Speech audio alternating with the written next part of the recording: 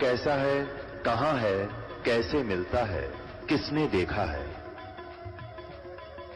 ये प्रश्नवाचक चिन्ह पूर्ण रूप से हटाने के लिए अवश्य सुनिए जगत गुरु तत्वदर्शी संत रामपाल जी महाराज के अमृत वचन, सर्व पवित्र धर्मों के पवित्र शास्त्रों के आधार पर। तो पुण्यात्माओं, दास का प्रयत्न ये ना समझना कि मैंने आपसे कुछ धन संग्रहित करना है ना। दास 2 रोटी खा रहा था, नौकरी थी सरकारी, जेई की पोस्ट पर विराजमान था, 2 रोटी का गुजारा बहुत ठीक चल रहा था। लेकिन जब से दास को ये पता चला, जब तक नाम देने का आदेश नहीं था तब भी दास घर घर जा जाकर समझाया करता था, गुरुजी से ला करके नाम दिलाया करता था। और फिर उन्होंने दास पर यह भार सौंप दिया, आशीर्वाद दे दिया कि बेटा तुम नाम दिया कर। तो उस दिन के बाद फिर और ज्यादा जिम्मेवारी बढ़ गई, इस तत्व ज्ञान को फैलाऊं। विरोध का भी रिकॉर्ड तोड़ दिया, काल ने क्रोथा कांड करवा दिया, इसी कारण से अत्याचार करवा दिया हमारे ऊपर, लेकिन समर्थ साथ था, कुछ बिगाड़ नहीं पाए। पिछला इतिहास देख लो, संतों भक्तों के साथ जिन्होंने जुल्म गुजारे लेकिन वह सफल नहीं हो पाए, अंत में मुंह की खानी पड़ी।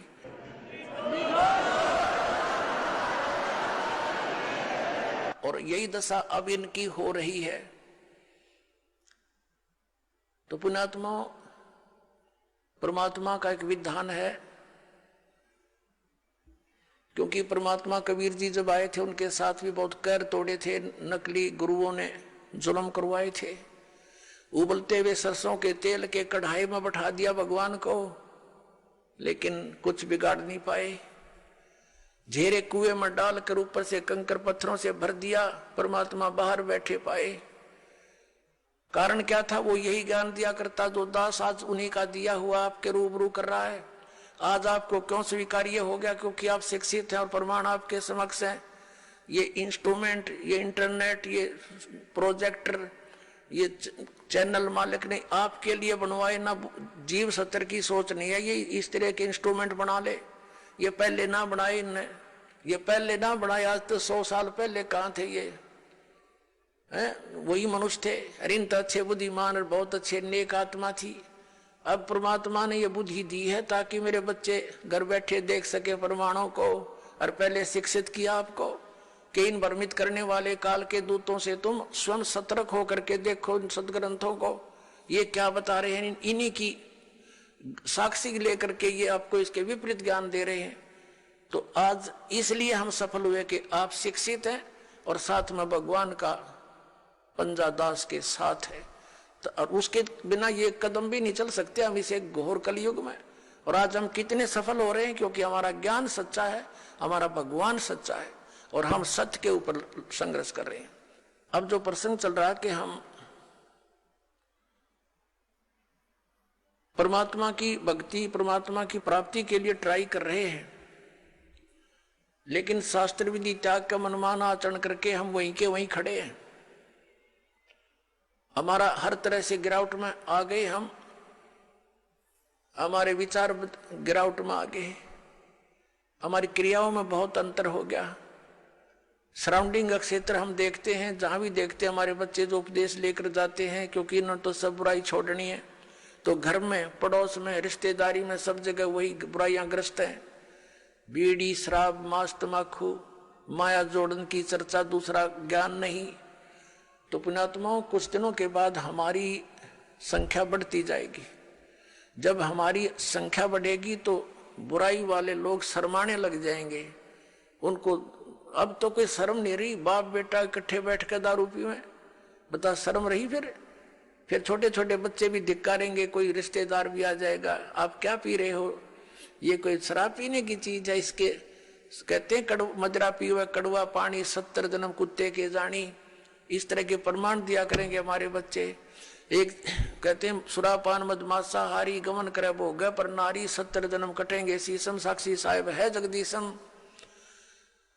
और परमात्मा कहते हैं 100 नारी जारी करे सुरापान 100 बार, एक जन्म हुक्का भर दे वो डूबे काली धार। ये तमाकू के अंदर इतना दोष है कि एक पर स्त्री गमन करने वाले का 70 जन्म तक अंधा हो डोले, पर द्वारा स्त्री का खोले 70 जन्म अंधा हो डोले। सुरापान मदमासा हारी, और जो गमन करें भोगें पर नारी 70 जन्म कटेंगे शीशम साक्षी साहेब है जगदीशम। जो ऐसे पाप करेंगे उनके 70 जन्म तो लगातार वो बलि के बकरे बनेंगे। और फिर क्या बताया है कि सुरापान मद मांसाहारी, परमात्मा ने कहा कि 100 नारी जारी करे, एक पर स्त्री गमन करने का क्या बताया है कि 70 जन्म तक अंधा होकर धक्के खावे और फिर 70 जन्म वो बलि का बकरा बनकर गल कटवावे। कितना घोर पाप है। और फिर कहते हैं ऐसे ऐसे 100 नारी जारी करे, 100 सुरापान 100 बार, एक बार सुरापान करने का कितना पाप है। मदरा पीवे कड़वा पानी और 70 जन्म कुत्ते के जानी। जो मदरा एक बार भी पीते हैं 70 जन्म कुत्ते के होंगे। जैसे आप मैं इस मारीची जी के जो महावीर जैन के जीव की कथा सुनते हो, 60 करोड़ बार गधा, 30 करोड़ बार कुत्ता, तो ये इन्हीं दोषों के प्रतिफल में बनते हैं। तो हम गलतियां कर जाते हैं किसी जन्म में, फिर वो लिखे जाते हैं, इकट्ठे होते हैं, फिर वो भोगने पड़ते हैं। तो क्या बताया है, मदरा पीवे कड़वा पानी, शराब पीता है जो 70 जन्म कुत्ते के जानी। आज तक टिट्टी पाक रहा, गुट्टी ला के होटलों में बैठ के मौज मार रहा, फिर कुत्ता बनकर गंदी नाली के जल को पिया करेगा। ले अब तेरी मदरा ये बन गई, मदरा पीवे कड़वा पानी 70 जन्म कुत्ते के जानी। और फिर क्या बताते हैं, पर द्वारा स्त्री का खोले 70 जन्म अंधा हो डोले। फिर क्या बताते हैं, 100 नारी जारी करे, जो 100 नारी पर नारी भोगेगा उसको कितना घोर पाप होगा। और सुरापान 100 बार, एक बार सुरापान यानी शराब पीने का कितना दोष है, अभी आपको बता दिया। ऐसा 100 बार कर ले और एक चलम हुक्का भर दे, पीने वाले का तो गर्क बेड़ा है ही, एक हुक्का भर के देने वाले को इतना पाप लगेगा। क्योंकि कोई दोष में सहयोग देता है, कोई हत्या करने जाता है, उसकी मदद कर रहा है, उसको उठा के उसको हथियार दे रहा है कि ले कर ले काम, तो दोनों दोषी हैं वो। तो यहाँ क्या बताया कि 100 नारी जारी करे, सुरापान 100 बार, एक चलम हुक्का भर दे और डूबे काली धार। तो हमारे बच्चे फिर इस जैसे आपने गीता जी अध्याय नंबर 7 के श्लोक नंबर 29 में सुना है कि जो व्यक्ति सभी कर्मों से परिचित है, पूरे अध्यात्म ज्ञान से परिचित है और तत्परम से परिचित है, तत्परम यानी परम अक्षर ब्रह्म से, तो वह केवल जरा और मरण से छूटने का ही प्रयत्न करते हैं। वो यहाँ की बकवादों में आश्रित नहीं रहते, यहाँ की किसी वस्तु की डिमांड नहीं करते, दोष भक्ति के अनुकूल साधना वही करते हैं, उसमें बाधक वस्तु को ग्रहण नहीं करते। तो ये हमारे बच्चे इन पूरे अध्यात्म ज्ञान से और इस सभी पूरे कर्मों से परिचित हो जाएंगे, तो फिर वो आम व्यक्ति को जो भी उनके संपर्क में आवेगा उनके गुणों से परिचित कराएंगे कि ये मत करो आप, ये पाप लगता है।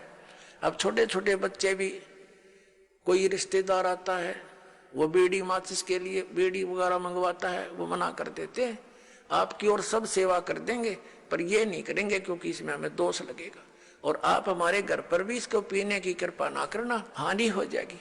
तो वो अपने आप शर्मिंदे होंगे। एक भक्त बता रहा था कि ऐसे हमारे घर पर हमारा एक बहनोई आ गया, उसने हमारे लड़कों पर, लड़के थे घर पर, और वो लगा निकाल के बीड़ी पीने, उनसे उन्होंने कहा जी आप फूफा जी बीड़ी ना पियो हमारे घर पर। तो वो न बच्चे थे, उसने समझदार व्यक्ति था, उसने बंद कर दी और बाहर जाकर पी आया। उसने सामने आकर उससे बताई मेरे से, वो कह रहा था, कहने लगे ये बालकों को क्या हो गया, मैं बीड़ी पीने लगा था, ना मना कर दिया। तो उन्होंने कहा ये हमने उपदेश ले रखा है, ऐसे ऐसे हम ना ये पीमर ना पीने दें, ना हम आपकी मदद करेंगे और आपकी सारी सेवा करेंगे हम, लेकिन ये अब हम नहीं, आपको सहयोग भी नहीं देंगे।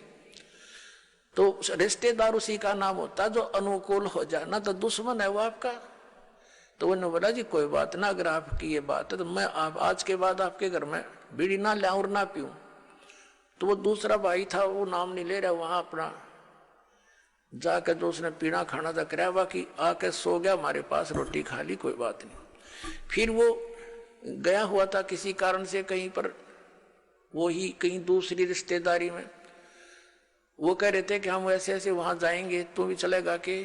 तो वो खुद कह रहा था हमारा बहनोई कि वहां जाओ तो भाई अपना बीड़ी माचिस बाहर धर दियो।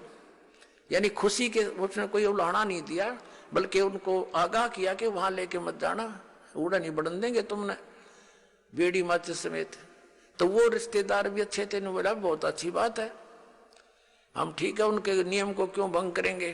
तो धीरे धीरे उस रिश्तेदार ने भी उपदेश ले लिया। जब देखा कि बालक भी इतना ज्ञान रखते हैं, बुराई से दूर रहना चाहते हैं, और हम बुराई कर रहे हैं तो हमारे बालक भी ग्रहण करेंगे, तो उस बुद्धिमान व्यक्ति ने भी उपदेश ले लिया, अपने बच्चों को इस मार्ग पर लगा दिया। तो ऐसे ये बुराई अब कम होगी। और पहले हम क्या करते थे, जब हम छोटे छोटे थे, हमारी बहनों के बटेऊ आते थे बहनोई, तो हमारी स्पेशल सेवा लगाई जाती थी कि इनकी चलम ठंडी नहीं होनी चाहिए, ना तो बेइज्जती हो जाएगी। यानी इनका हुक्का इतना प्यारा है, ये कंध्याड़ बैठे रहियो स्पेशल। बताओ, एक तो उनको दूना नरक में ठोक्या करते, अरे बामुन ने कहेंगे हाथ जोड़ के, ना जी ना पीवा ना पीण दिहाड़। तो उनको भी विवश होना पड़ेगा सोचने से बुराई को छोड़ने के लिए। तमाकू शराब ये कोई खाने पीने की वस्तु है, बकवास लपेट ली चौगर देकर अपने आत्माओं। इस प्रकार अब ये पूरे विश्व में एक अच्छी लहर दौड़ेगी, विकार रहित होंगे, और जो माया जोड़न की दौड़ लाग रही पुण्यात्माओं या कति खत्म होएगी ज्ञान के आधार से। एक इंसान को जो भी मिलना है उसके प्रारब्ध में लिखा हुआ है, और वो तो उसको मिलेगा ही मिलेगा। और अब जो आप इस साधना को करोगे, जो दास आपको बताएगा, आपके भाग में ना होगा और आपको आवश्यकता होगी, वो फिर भगवान अवश्य अपने कोटे तो देगा आपको, ये सत्कर मानना। फिर आप किस लिए चोरी करोगे, मिलावट करोगे, और फिर पता चल जाएगा चोरी रिश्वत करने से तो विष खाना है। अपने घर पर रिश्वत लेकर मिलावट करके 2 नंबर का काम करके बच्चों को खिलाना, ये समझ लो उनको विष देने की जरूरत नहीं पड़ेगी आपने लास्ट में। ऐसी स्थिति हो जाएगी आपके परिवार की। हम क्यों फिर विष खाएं जब ज्ञान हो जाएगा ये विष है। तो अभी तक हमें कोई ये बाधा करने वाला था ही नहीं कि तुम जो कर रहे हो गलत कर रहे हो, और कोई स्वयं भी उस पर रुकने वाला नहीं था। कह देता था तो खुद करता था। जैसे हमारे दादे परदादे पिताजी स्वयं हुक्का पीते थे, और बच्चे साथ खड़े हो जाते, हुक्का का मुंह लगा देते, कहते थे मारूंगा तेरे, हट जा, बहुत बुरी चीज है इसको ना पीना, और खुद पीने लग रहे। तो बच्चे कब तक मानेंगे इस बात को, युवा होते हुए शुरू कर देते हैं, फिर उनको धमका भी नहीं सकते। तो ऐसे ही अभी तक जितने भी ये पंथ संत थे, ये बुराइयां नहीं छुटवा सके, क्योंकि इनके पास वो वचन शक्ति नहीं थी, और ना उनकी उनसे उपदेशी को कोई आध्यात्मिक या कोई भौतिक लाभ हुआ। तो अब आपको सारे काम होंगे जो भगवान किया करता है। आपको परमात्मा मिल गया, परमात्मा के गुणों में लिखे हैं, वो रोगी को सुखी करे, निसंतान को संतान दे। भाई और भी हमारे ऊपर आने वाले प्रारब्ध के दुखों को भगवान दूर करता है, इसलिए भक्ति करते थे, इसलिए परमात्मा की खोज करते थे। ये गुण है मालिक के। जैसे बिजली के गुण हैं, बिजली के गुणों में लिखा है कि बल्ब भी जलेगा, ट्यूब भी जलेगी, पंखा भी चलेगा, कूलर भी चलेंगे, और पशुओं का चारा काटने की मशीन भी चलेगी, आटा पीसने की चक्की भी घुमाती है वो। तो ये गुण है, लेकिन वो गुण कब होंगे, जब उसका कनेक्शन मिल जाएगा, तब वो फल देगी। तो पुण्यात्माओं, जैसे ये पहले जितने भी संत पंथ हैं, ये शास्त्र विदिता का मनमाना आचरण हमें दे रहे थे। ये हमें कनेक्ट नहीं कर सके उस पावर से जो लाभ दिया करती है। अब जैसे किसी ने 1 एकड़ का लठ गाड़ के उसका तार बांध के पावर हाउस बना रखा हो, और आगे उसे सब कनेक्शन लिए बैठे हैं, तो उनके कनेक्शन भी लिए हुए हैं, लेकिन वो गुण नहीं हो रहे जो इलेक्ट्रिसिटी करा करती है, क्योंकि इलेक्ट्रिसिटी का कनेक्शन है नहीं, वो तो कनेक्शन उसकी करके लटका बांध रखा है। तो इसी प्रकार ये शास्त्र विदिता का मनमाना आचरण करने वाले, जिनका आप कोई गुरु नहीं, जैसे श्री शिवदयाल जी राधा स्वामी पंथ के प्रवर्तक, उनका कोई गुरु नहीं, यानी आगे कनेक्शन नहीं जहां से पावर आनी थी, वो तो कीकर का लठ था एक, समझ लो, और उससे फिर ये इतने तार जोड़ दिए सबने, और किसी को खक नहीं हो रहा, सारे लुट पेट कर बैठे हैं घर पे, क्योंकि इनको पता नहीं था कि ये कनेक्शन जोड़ कहाँ रखा है इन्होंने। अब दास ने बताया इनको कि वो खुद भूत बना बैठा है, शिवदयाल जी दास स्वामी पंथ का प्रवर्तक, तुम्हारी क्या यही दशा आपकी होगी जो उससे संबंधित रहेंगे, तो आपने त्यागना पड़ेगा उसको। और दास बताता हमारा कनेक्शन कहां से है। परमेश्वर कबीर देव जी जो जुलाहा धानक कहलाते थे, ये पावर हाउस है, ये अनंत कोट ब्रह्मांड के स्वामी हैं, और वहीं से हमारा पावर जुड़ा हुआ है। आदरणीय गरीबदास साहब जी सीधे कबीर साहब से जुड़े हुए थे, उनके शिष्य हुए सीधे, परमात्मा ने आकर उनको सतलोक दिखाया और वापस छोड़ा। उसके बाद गरीबदास जी के पास शीतल दास जी, और उसके बाद हमारे गुरु जी, हमारा कनेक्शन जुड़ा हुआ उस पावर हाउस से, कनेक्टेड तार है सारे, और वो पावर आपके पास पहुंच रही है। आप सबको लाभ होगा ना, कैसे हो, पावर का तो गुण है, वो लाभ देगी ही देगी आपको। तो इस प्रकार पुण्यात्माओं, आप जी अब सुखी भी होगे, बुराइयों से भी बचोगे, क्योंकि आपको ज्ञान हो जाएगा। परमात्मा कहते हैं जब तक बच्चा अबोध रहता है, एक छोटे से बालक ने क्या देखा, पिता शराब पीता था, दादाजी भी घुटी लगाता था, वो एक पशुओं का भूस भर रखा था तूड़ा एक कोठे में, दादाजी दूसरे स्थान पर शराब की बोतल पी के बाकी बची उसमें छुपा देता था, और पिताजी दूसरी साइड में छुपा देता था, बच्चे देखा करते थे।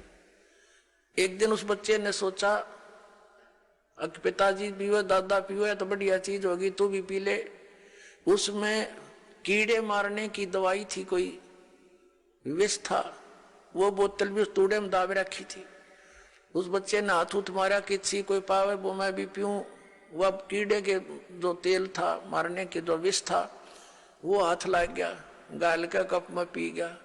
10 मिनट बाद छोड़े मरिया पाया, उन्होंने देखा अब बोतल धरी कप रखा। तो पुण्यात्माओं, और जब उस बच्चे को ये पता हो जाएगा कि ये तो विष है, हाथ भी ना लावर, दूसरा नबीनों का दूर रहियो भाई, ये तो मर जाएगा इससे। तो पुण्यात्माओं, परमात्मा हमें ये आगाह कराते हैं कि कौन सा विष है कौन सा अमृत है। और जब आपको ये ज्ञान हो जाएगा, फिर बताते हैं जैसे किरका जहर का रंग होरी हो, कहो कौन तिस खावे राम रंग होरी हो। होरी माने खुशी।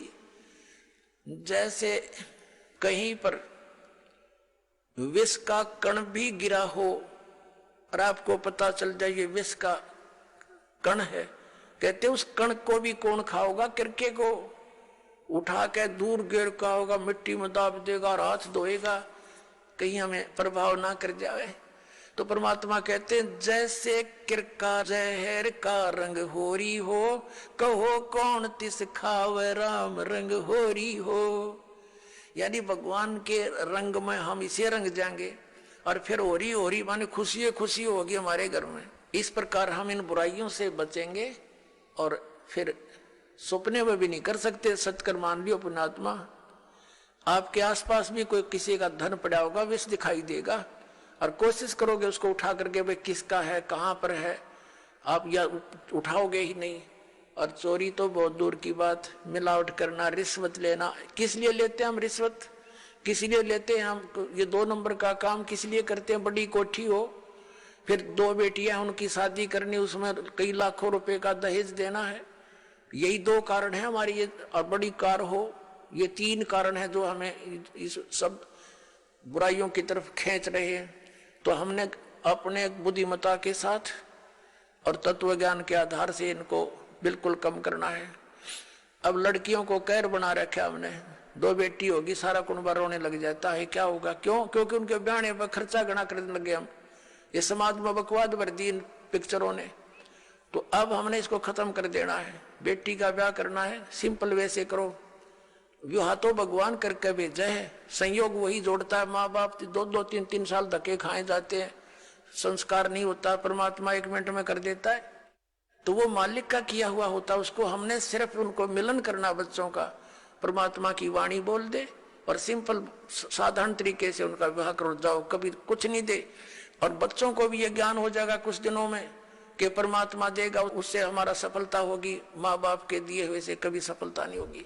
अब हम कितना दे सकते अपने बच्चे को, ये क्या माँ बाप आजीवन उसको दे सकता है सारे इतना दहेज में? नहीं दे सकता।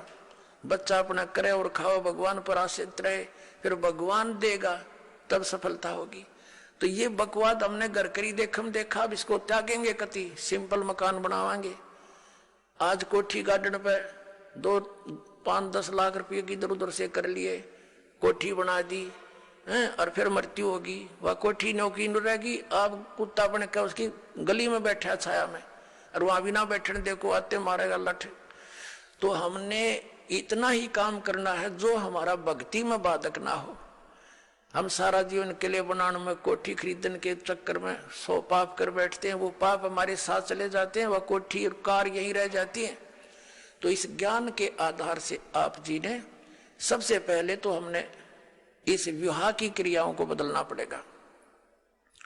उसके बाद फिर हमने इन कोठियों की जरूरत क्या है गणी? एक सिंपल मकान बनाओ जो भगवान ने आपको दे रखा है, अवश्य बनाओ, ठीक गर्मी सर्दी से बचने के लिए। और समय की, वर्तमान की जो आवश्यकताएं हैं, आपको कार भी चाहिए, मान ले स्पीड अच्छी होगी जमाने की, मोटरसाइकिल चाहिए। आप विश्वास करना परमात्मा आपको वो भी देगा, लेकिन सदुपयोग के लिए उसमें परमात्मा की कैसेट ला के चले, उसके अंदर भगवान की टेप चलावे, मालिक की चर्चा करता जावे और आवे, तो वो आपको सबको दे सकता है। मालिक के घर में किसी चीज की कमी नहीं, लेकिन दुरुपयोग ना हो।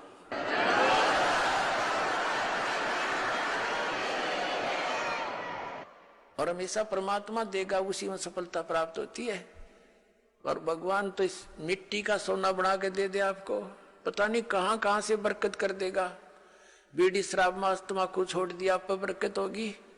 आपके रोग होना था वो लागत 2 लाख रुपए, अरे 100 रुपया की दवाई से मालिक ठीक कर देगा, बहाना सा करके, तो होगी बचत सारे शुरू। और पाप से दूना दुख होता बढ़ता चला जाता है। एक पैर में थोड़ा सा दर्द होया था एक व्यक्ति के, नौका टांग कट के पीछा छूटा, और अब नाम लेने के बाद डॉक्टर सलाह देते हैं कि टांग कटती अगर तो 2 दिन लेट हो जाता था। अब वो टांग बच की 200 रुपये की दवाइयों से। तो पुण्यात्माओं, पुण्य और पाप के ऐसे फल अलग अलग बन जाते हैं। तो हम पुण्य करेंगे तो परमात्मा हमारे साथ होगा, विधान है उसका। तो जो हानि ज्यादा होनी है वह थोड़े में टल जाएगी। परमात्मा कहते हैं कि सतगुरु शरण में आने से आई टले बला, और जय मस्तिष्क में सूड़ी हो वह काटे में टल जा। यदि हमारे प्रारब्ध के अंदर मृत्यु होनी हो तो परमात्मा कहते हैं कांटा लग जाने से उसको इतने में ही आपके उस पाप को वो परमात्मा कैंसिल करवा देगा। तो इसलिए भगवान की खोज हम किया करते थे।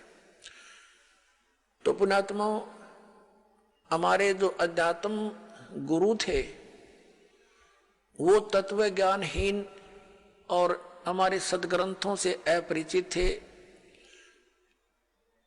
पहले तो पवित्र हिंदू धर्म से पहले कोई मजहब नहीं था। जो कोई भक्ति या तो करता नहीं था, करता था तो वेदों अनुसार ही करता था। पवित्र हिंदू धर्म का उत्थान आदि शंकराचार्य जी से माना जाता है। आज से 2520 वर्ष पूर्व उनका जन्म हुआ, यानी ईसा जी से 508 वर्ष पूर्व। उसके बाद ही ईसाई धर्म का उत्थान हुआ। ईसा जी का जन्म आज से 2012 वर्ष पहले हुआ, और उस ईसाई धर्म के बाद ही मुसलमान धर्म का उत्थान हुआ। लगभग 1400 वर्ष उसको हुए हैं। तो हमारा जन्म पवित्र हिंदू धर्म में हुआ। हिंदू धर्म के जो सदग्रंथ माने जाते हैं, पवित्र 4 वेद, पवित्र श्रीमद् भगवत गीता, पवित्र पुराण, और हमारे जो आचार्य शंकराचार्य और ये मंडलेश्वर जो हिंदू धर्म के गुरुजन ये कहते थे कि हम पुराणों, वेदों और गीता अनुसार तुम्हें ज्ञान दे रहे हैं, और इनको कख भी पता नहीं था पुराणों, वेदों और गीता जी का। अब आपको थोड़ा सा ज्ञान देते हैं कि श्रीमद् भगवत गीता जी का ज्ञान किसने बोला। अपुण्यात्माओं, इसको तत्व ज्ञान कहते हैं। अब ये ज्ञान तो सबने पता है, किसी से पूछ लो तुरंत उत्तर दे देता है कि श्री गीता जी का ज्ञान किसने बोला, श्रीमद् भगवत गीता का ज्ञान किसने बोला, श्री कृष्ण जी ने बोला।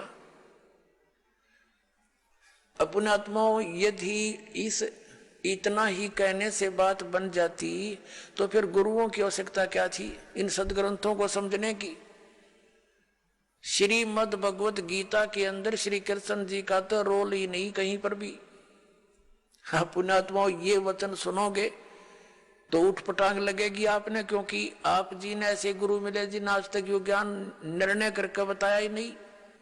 जब तक हम सृष्टि रचना से परिचित नहीं होते तब तक हम इस पॉइंट को नहीं समझ सकते जो दास अब क्लियर करने जा रहा है।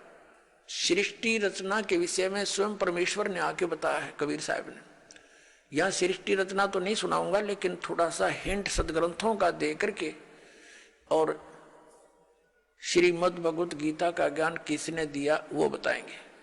श्रीमद् भगवत गीता अध्याय नंबर 15 के श्लोक नंबर 16 और 17 में 3 पुरुष हैं, एक सरपुरुष, एक अक्षर पुरुष, एक परम अक्षर पुरुष है। 17वें श्लोक में जो कहा है कि उत्तम पुरुष है तो अन्य वो परम अक्षर पुरुष है, उसके विषय में गीता जी अध्याय नंबर 8 के श्लोक नंबर 1 में अर्जुन ने पूछा कि आपने जो 7वें अध्याय के 29वें श्लोक में जिस तत्ब्रह्म के विषय में जानकारी दी है कि उसको जानकर फिर प्राणी केवल जरा और मरण से ही छूटने का प्रयत्न करता है, तो किम तत्ब्रह्म 8वें अध्याय के गीता जी के प्रथम श्लोक में प्रश्न किया अर्जुन ने। गीता ज्ञानदाता ने 8वें अध्याय के 3रे श्लोक में उत्तर दिया कि वो परम अक्षर ब्रह्म है। तो पुण्यात्माओं, ये सरपुरुष कौन है? ये स्वयं ब्रह्म है, ये काल है, ये गीता ज्ञान बोल रहा है। अक्षर पुरुष कौन है? जो 7 संघ ब्रह्मांड का स्वामी है, उसका यहाँ कोई रोल नहीं है। इसलिए हमारे इस अध्यात्म ज्ञान में इस पृथ्वी लोक पर विशेषकर 2 पुरुषों का, 2 भगवानों का रोल है। एक तो इस सरपुरुष यानी ब्रह्म का, जो श्री कृष्ण जी में प्रवेश करके गीता जी का ज्ञान बोल रहा है, जिसने ज्ञान बोला। और दूसरा परम अक्षर ब्रह्म है जो उत्तम पुरुष तो अन्य परमात्मा उदाहरते यह लोक तरमावि सेवे भरती अवे ईश्वर है। गीता जी अध्याय नंबर 15 के श्लोक नंबर 17 में। और 8वें अध्याय के 3रे श्लोक में गीता ज्ञानदाता स्वयं कहता है वो परम अक्षर ब्रह्म है। तो ये गीता ज्ञानदाता 8वें अध्याय के 13वें श्लोक में कहता है कि ओम इति एकाक्षरम ब्रह्म व्यवहारण माम अनुसमरण यह प्रयाति तजन देहम सयाति परमागति। मुझ ब्रह्म का केवल एक ओम मंत्र है और इसका जो उच्चारण करके श्रवण करता हुआ शरीर छोड़कर जाता है, ओम नाम से मिलने वाली जो परम गति उसको प्राप्त होता है। वो कौन सी है? ब्रह्मलोक। ओम नाम ब्रह्म का है, ब्रह्मलोक में रहता है ब्रह्म, तो ब्रह्म प्राप्ति होती है। 8वें अध्याय के 16वें श्लोक में लिखा है कि ब्रह्मलोक पर्यंत भी जन्म मृत्यु के अंदर है। ये भी पूर्ण मोक्ष नहीं हुआ, क्योंकि ब्रह्मलोक में गए हुए प्राणी भी वापस आते हैं। और गीता ज्ञानदाता स्वयं भी कहता है 2 अध्याय के 12वें श्लोक में, 4 अध्याय के 5 और 9 श्लोक में, 10वें अध्याय के 2 श्लोक में कि अर्जुन तेरे और मेरे बहुत जन्म हो चुके। इसलिए 18वें अध्याय के 62वें श्लोक में गीता ज्ञानदाता कहता है कि तू सर्वभाव से उस परमेश्वर की शरण में जा, उसकी कृपा से ही तू परम शांति को, सनातन परम धाम को प्राप्त होगा। गीता जी अध्याय नंबर 15 के श्लोक नंबर 4 में कहा कि जब तत्वदर्शी संत मिल जा, उसके बाद उस परमेश्वर के उस परम पद की खोज करनी चाहिए, जहां जाने के बाद साधक फिर लौटकर कभी संसार में नहीं आते। और जिस परमेश्वर ने सब ब्रह्मांडों की रचना की है और केवल उसी की भक्ति करो, ये गीता ज्ञानदाता कहता है। तो इससे सिद्ध है कि श्रीमद् भगवत गीता का ज्ञान देने वाले से भी कोई और एक सुप्रीम पावर है। अब श्रीमद् भगवत गीता का ज्ञान कौन दे रहा? जो ये कह रहा कि मेरा एक ओम नाम है, ओम नाम ब्रह्म का है। और ये ब्रह्म कौन है? ये काल है।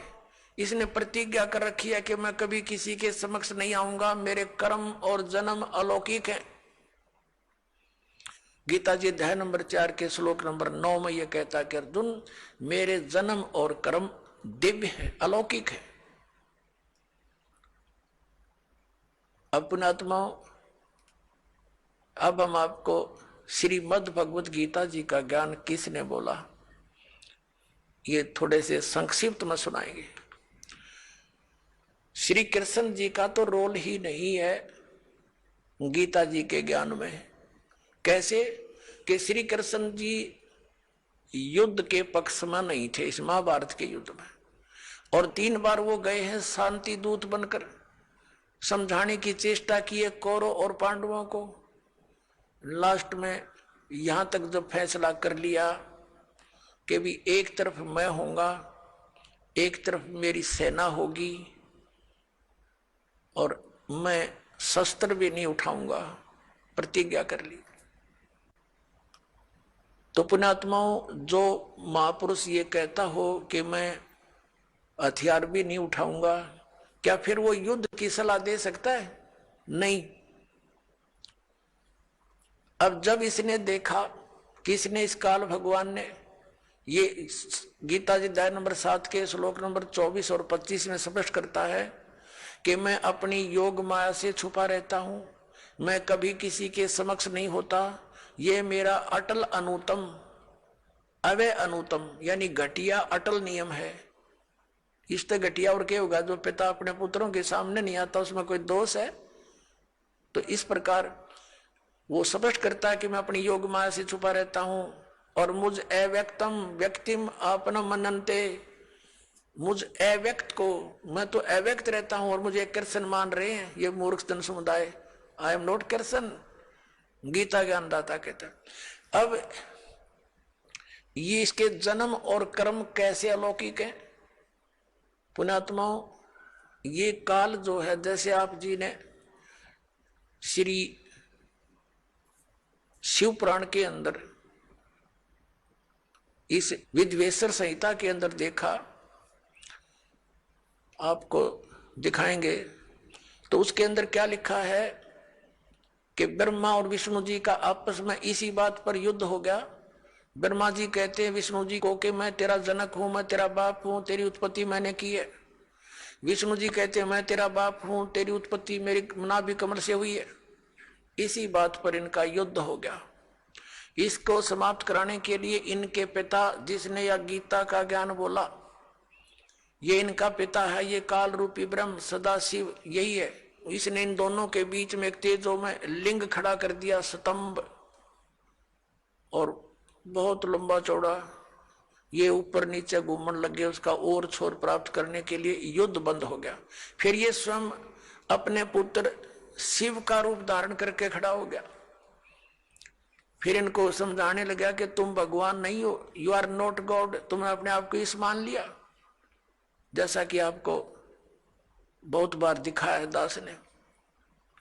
फिर ये कहता है कि पुत्रों, ब्रह्मा और विष्णु को, कि तुमने जो दो कृत, दो डिपार्टमेंट जैसे उत्पत्ति और सतिथि का तुमने मुझसे प्राप्त किए तपस्या करके, इसी प्रकार दो कृत महेश्वर और रुद्र को ने प्राप्त किए मेरे से। तो इसका मतलब यू पांचवा है जो श्री शिव पुराण का ज्ञान और ब्रह्मा विष्णु को जो ज्ञान दे रहा है, यो इनका पिता है। उसी विद्वेश्वर संहिता में इसी चैप्टर में कहता है कि मेरा एक ओम अक्षर है, नथिंग एल्स, और इसका सिमरण करो, इसका सिमरण करने से मेरा ही स्मरण होता है। तो इससे सिद्ध हो गया कि जो शिव पुराण के विद्वेश्वर संहिता के अंदर बोल रहा है वो काल है और वो शिव रूप बना के खड़ा हो गया। ऐसे ये छल करता है, किसी को ब्रह्मा रूप में दर्शन दे देता है, किसी को विष्णु जी के रूप में दर्शन दे देता है, तो वो विष्णु जी की महिमा गाने लग जाता है कि विष्णु जी आप ही भगवान हो, आप छुपाए हुए हो अपने आप को। इस प्रकार इनको भ्रम हो जाता है। और ये कैसे इसके कर्म अलौकिक है, अब आपको दिखाते हैं थोड़ा प्रमाण सदग्रंथों में। एक बार देवताओं का और असुरों का, राक्षसों का युद्ध हो गया और राक्षस विजयी हो गए, देवता भाग गए, मैदान छोड़ गए।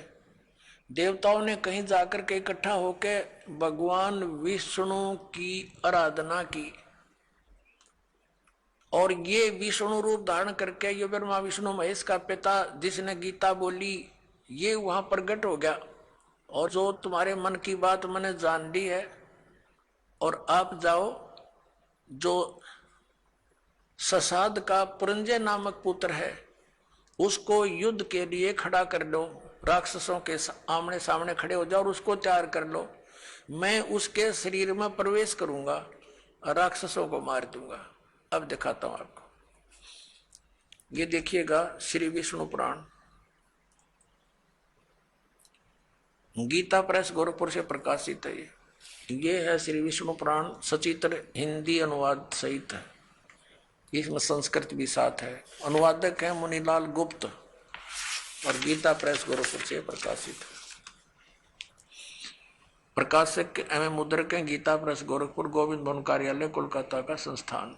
अब इसके अध्याय नंबर 2 और चतुर्थ अंश, ये चतुर्थ अंश और 233 पृष्ठ पे ये विष्णु पुराण।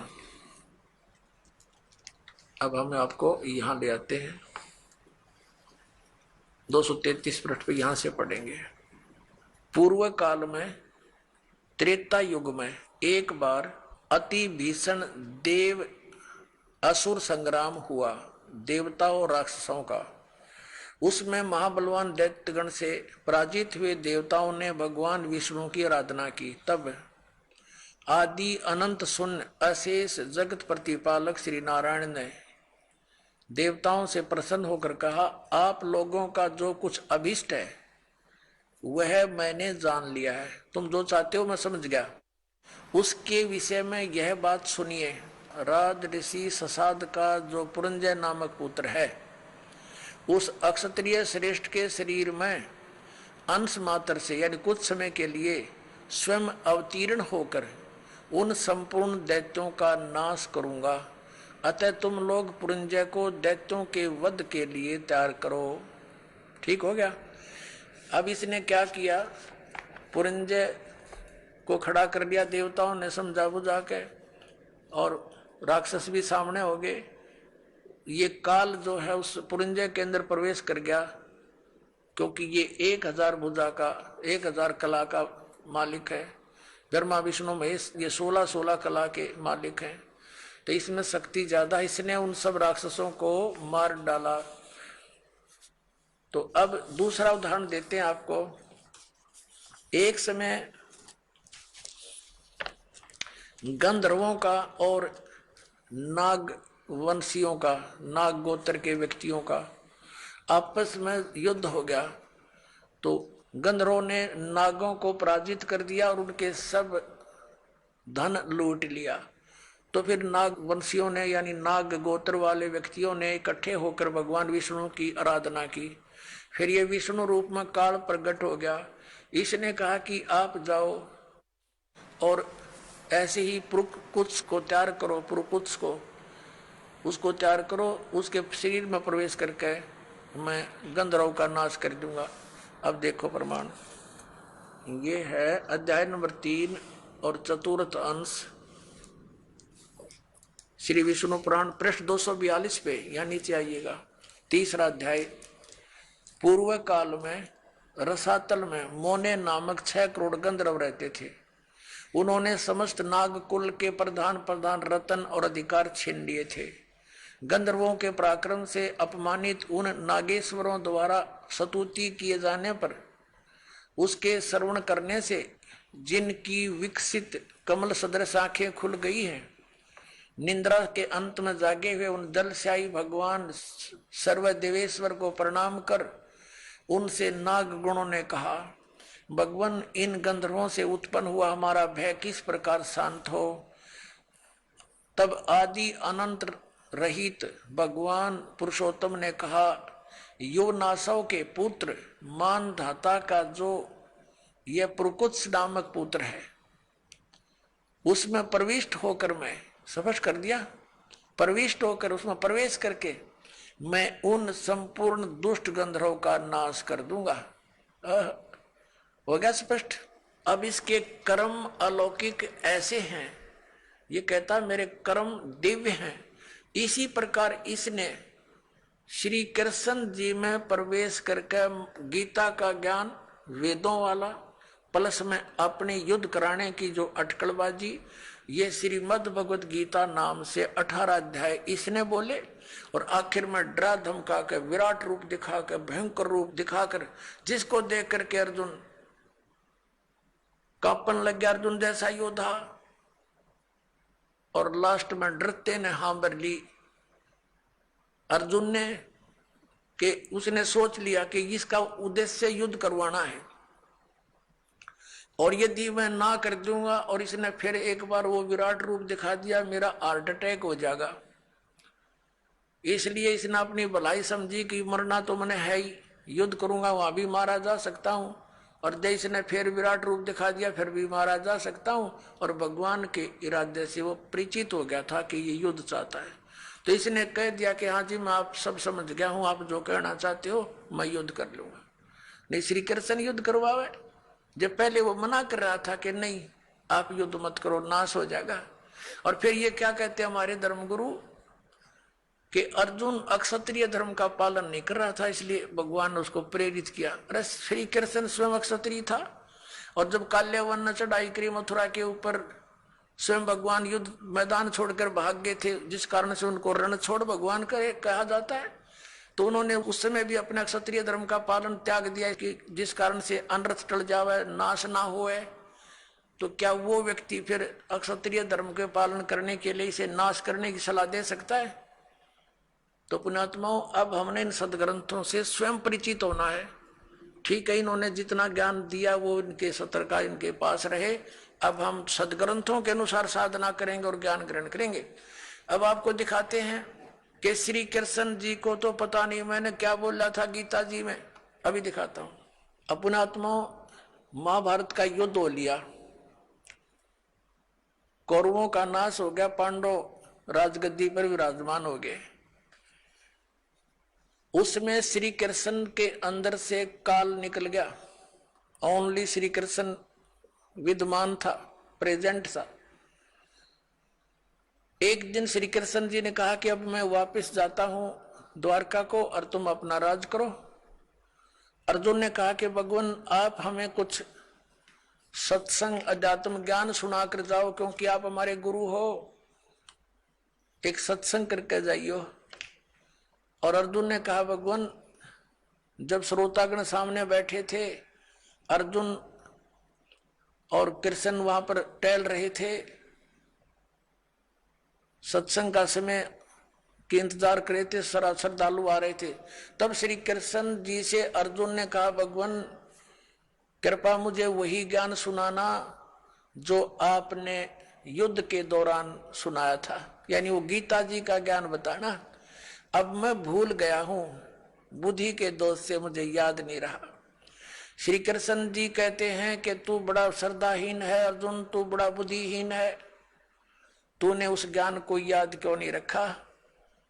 और अर्जुन पर तो डांट मार रहे हैं कि तूने याद क्यों नहीं रखा, और स्वयं कह रहे हैं अब मैं पूरा ज्यों का तो तुझे उसको नहीं बता सकता, क्योंकि उस समय मैंने योग युक्त होकर ये ज्ञान बोला था। हम भले आदमियों, जब युद्ध के इसे खतरनाक भयंकर समय में योग युक्त हुआ जा सकता है, तो इस पीस में क्या दिक्कत आ गई योग युक्त होने में? अब हो जा 2 मिनट लगे जो ज्ञान होता उसने बोला हो, तो उसने बोला ही नहीं था। ये श्री कृष्ण में प्रवेश करके काल बोल गया। जैसे आप देखते हो एक प्रेत आत्मा दूसरे के शरीर में प्रवेश कर जाती है और वो प्रेत बोलता रहता है, बहुत कुछ बोल जाता है। उसके जाने के बाद जिस शरीर की वो आत्मा अपने सचेत होती है, फिर उसको कोई अन्य ही बताते हैं, ऐसे बोला था तू, ऐसे बोला, ऐसे बोला। उसको कुछ नहीं पता होता मैंने क्या बोला, और ही बताते हैं, फिर वो कहने लग जाता मैंने एक दिन ऐसे बोला। तो ऐसे श्री कृष्ण जी में प्रवेश करके उसकी आत्मा को दबा कर ये काल बोल गया सारे काम ने। और उसके निकलने के बाद फिर ओरिजिनल कृष्ण था वो क्या बोलता है दिखाता हूं आपको। देखिए, ये संक्षिप्त महाभारत, ये द्वितीय खंड गीता प्रेस गोरखपुर से प्रकाशित है। संपादक तथा संशोधक हैं जयदयाल गोविंद का, गीता प्रेस गोरखपुर से प्रकाशित है। ये यहीं से प्रकाशित है, गीता प्रेस गोरखपुर से। इसके 667 पृष्ठ पर आप जी को ले चलते हैं। ये देखिएगा, पृष्ठ नंबर 667, 667, और ये है संक्षिप्त महाभारत। संक्षिप्त महाभारत अब यहां आ गए। जन्मेजय ने पूछा, ब्रह्मन, शत्रुओं का नाश हो जाने के बाद जब महात्मा श्री कृष्ण और अर्जुन सभा में बैठकर वार्तालाप कर रहे थे, उस समय उनमें क्या बातचीत हुई? तो तो वैशंपायन जी कहते हैं, कहा राजन, श्री कृष्ण के सहित अर्जुन ने जब अपने राज्य पर पूरा अधिकार प्राप्त कर लिया तो वे दिव्य सभा भवन में आनंद से रहने लगे। एक दिन सज्जनों से घिरे हुए वे दोनों मित्र स्वेच्छा से घूमते घूमते सभा मंडप के ऐसे भाग में पहुंचे जो स्वर्ग के समान सुंदर था। पांडुनंदन अर्जुन श्री कृष्ण के साथ रहकर बहुत प्रसन्न थे। एक बार उन्होंने उस रमणीक सभा की ओर दृष्टि डालकर भगवान से ये वचन कहे, देवकी नंदन, जब युद्ध का अवसर उपस्थित था उस समय मुझे आपके महात्म का, अब यह चर्चा हो रही है इनकी, महात्म का ज्ञान और ईश्वरीय स्वरूप का दर्शन हुआ था, किंतु केशव अब आपने स्नेहवश पहले मुझे जो ज्ञान का उपदेश किया था वह सब इस समय बुद्धि के दोष से भूल गया है। उन विषयों को यानी श्रीमद् भगवद गीता के ज्ञान को सुनने के लिए बार बार मेरे मन में उत्कंठा होती है। इधर आप जल्दी ही द्वारका जाने वाले हैं, अतः पुनः उस सब विषय को, वह विषय मुझे सुना दीजिए। आइए अब हम उन श्रद्धालुओं के अनुभव जानते हैं जो जगत गुरु तत्वदर्शी संत रामपाल जी महाराज जी से दीक्षा प्राप्त कर चुके हैं तथा उनके द्वारा बताए गए भक्ति मार्ग पर चल रहे हैं। सर नमस्कार। नमस्कार सर। सर क्या नाम है आपका? बबलेश गुप्ता सर। बबलेश जी कहाँ से आए आप? सर सीधी जिले के बाहरी तहसील से आए हैं सर। सर कौन सी डिस्ट्रिक्ट है, कौन सा स्टेट है? सीधी है और तहसील बाहरी है, स्टेट मध्य प्रदेश। संत रामपाल जी महाराज से नाम दीक्षा कब लिया आपने? सर संत रामपाल जी महाराज से नाम दीक्षा सर सन 2013 में लिया। संत रामपाल जी महाराज से नाम दीक्षा लेने से पहले आप क्या भक्ति करते थे? सर संत रामपाल जी महाराज जी के नाम उद्देश्य लेने के पहले हम बहुत दर दर भटके, न जाने कितने देवी देवताओं के सामने अपने माथा टेका। उसके पहले 8 साल से राधा स्वामी जय गुरुदेव जी के भी भक्त रहे। जय गुरुदेव जी भक्त रहने के बावजूद हमें कोई मतलब तसल्ली नहीं मिली। हमें उस चीज की खोज में हमारा दिमाग लगा रहा कि हम लोग इतना भक्ति करते हैं लेकिन परेशान क्यों रहते हैं। जय गुरुदेव पंथ में आपने नाम दीक्षा किस संत से ली? उनका नाम तुलसीदास जी है और जय गुरुदेव जी के नाम से जाने जाते हैं वो। सर जय गुरुदेव जो पंथ है उसमें लोग लाखों की संख्या में जुड़े हुए हैं, आप भी वहां से जुड़े हुए थे, तो आपने वहां से नाम दीक्षा ले रखी थी, तो फिर संत रामपाल जी महाराज से नाम दीक्षा क्यों ली दोबारा? सर वहाँ पे नाम दीक्षा लेने के बाद हमें न जाने कितनी शंकाएं मन में भरी रहती थी। वहाँ पे बड़े आदमियों का नया तरीके से तालमेल होता था, जो गरीब था उनकी दूसरे दृष्टि देखा जाता था। जो विशेष सेवा थी, विशेष सेवा की लाइन वहाँ अलग लगाई जाती थी। हमारे दिमाग में ये बात खटकती थी और हमें ये लगता था कि हम वहाँ जुड़ने के बाद जो भी हमें मंत्र मिला उनके माध्यम से, मंत्र मिलने के बाद जो भी हम भक्ति करते हैं और हम भक्ति करने के बावजूद भी हम इतना दुखी क्यों हैं, ये बात दिमाग में बार बार बनी रहती थी। सर जैसा कि आपने बताया कि जो लोग ज्यादा पैसा देते थे उनकी अलग से लाइन बनती थी, व्यवस्था के आधार से तो सभी संत ऐसा ही करते हैं, क्या संत रामपाल जी महाराज ऐसा नहीं करते? संत रामपाल जी महाराज जी के यहाँ जाने के बाद हमें लगा कि धरती में ही स्वर्ग है। हमें वहाँ आज तक वहाँ जाते हुए लगभग 5 साल हो गया संत रामपाल जी से दीक्षा लेते परमात्मा से। हमें ये लगा कि क्या धरती में ऐसा भी कहीं स्थान होगा। हमें वहां आने के बाद ये लगना कोई कभी किसी चीज का डिमांड हुआ, न किसी चीज का डिमांड कोई किया, न हमें ये आज तक पता चला कि कोई यहाँ मालिक है, कोई भगत मालिक है कि नहीं है, ये आज तक हमें पता नहीं चला।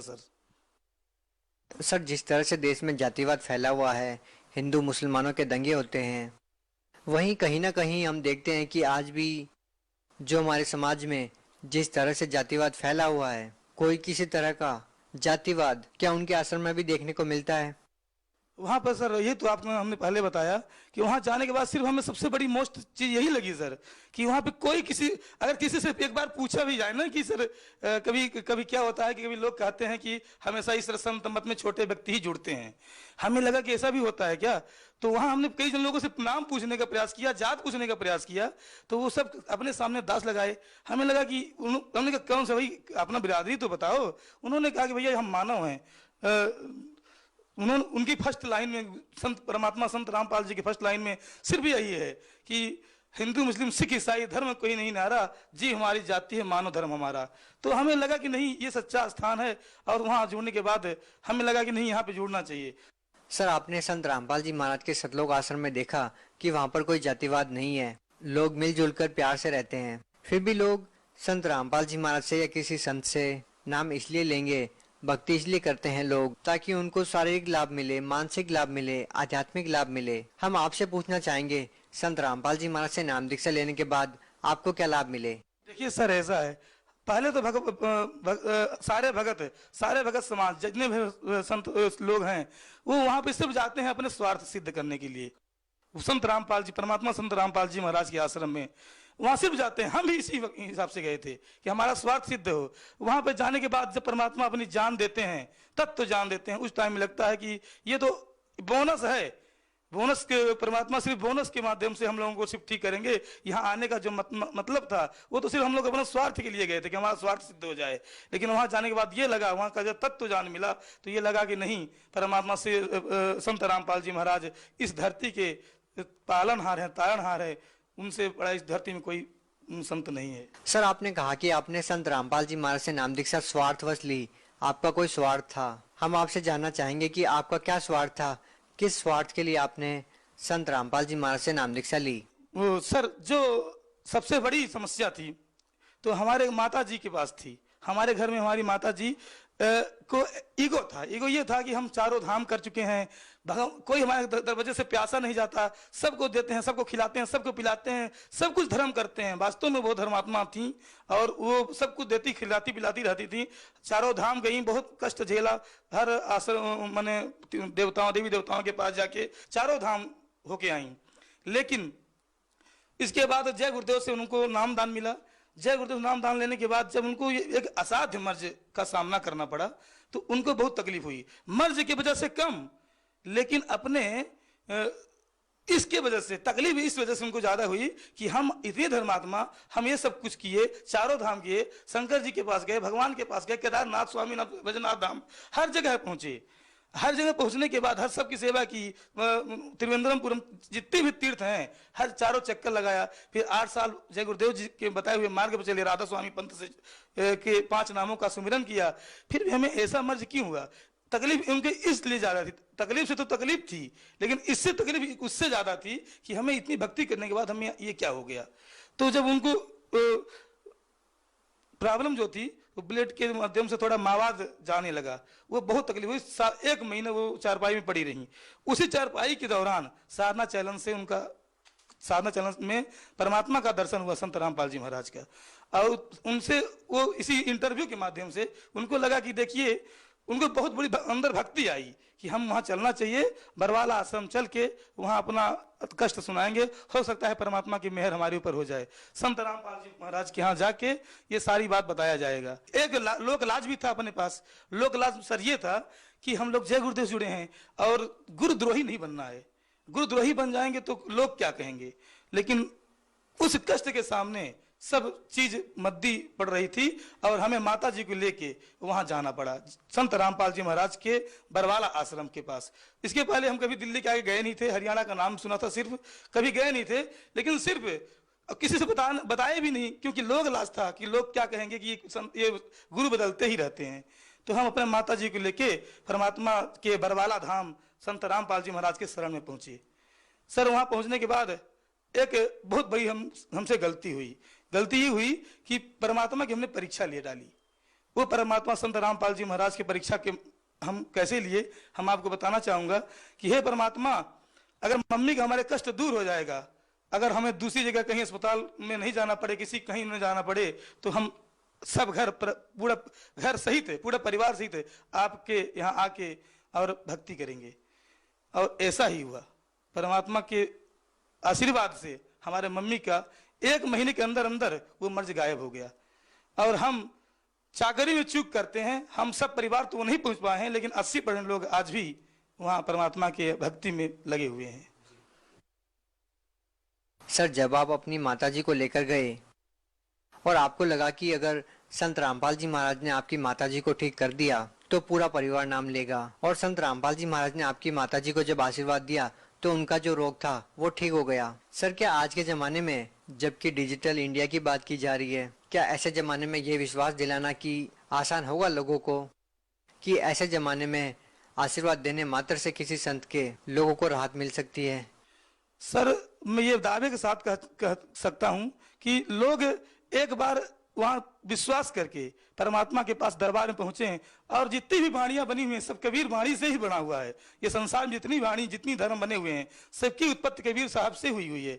और कबीर साहब की भक्ति करने में अगर इतना बड़ा लाभ होता है वो आदमी का कॉन्फिडेंस बताएगा। वो आदमी डिजिटल इंडिया के माध्यम से आदमी भले सबको बताए, आदमी आत्मा की आवाज बताती है कि हमें क्या लाभ हुआ है, लोग बताते हैं, बताएंगे, लोगों के साथ होता है, लोगों की आत्मा की आवाज बताती है सर कि ये हमारे साथ। सर आपसे और जानना चाहेंगे कि संत रामपाल जी महाराज से नाम दीक्षा लेने के बाद आपको और क्या लाभ मिले?